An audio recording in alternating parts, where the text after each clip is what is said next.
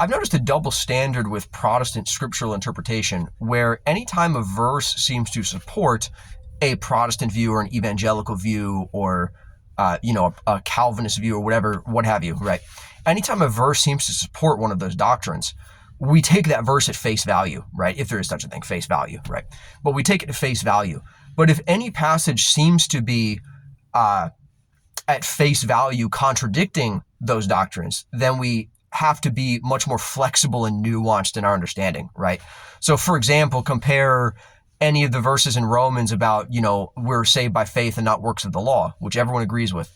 And compare that to the way they interpret James 2:24, where we are not justified by faith alone, but also by works, right? So any of the Pauline verses, right, about salvation by faith and not works of the law, we take that at absolute face value and we apply it as broadly as possible. Not just works of the law, right, but any good works at all, right? Because there's different things.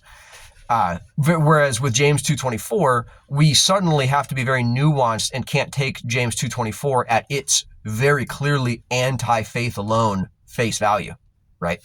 Other examples would be Matthew 6:15 or the Sermon on the Mount or whatever, right? There's a double standard where any faith alone believer is allowed to be as nuanced as they want with the anti-faith alone verses to make them fit, but nobody else is allowed to do that with the verses that are taken as pro-faith alone, right? So if everyone is allowed to do that, and they should, if one side can do that, everyone should be allowed, right? If everyone can do that, then we can suddenly justify any theology from the text, because the same level of nuance that's applied to James 2:24 for Protestants could be applied to any other verse and allow any other interpretation.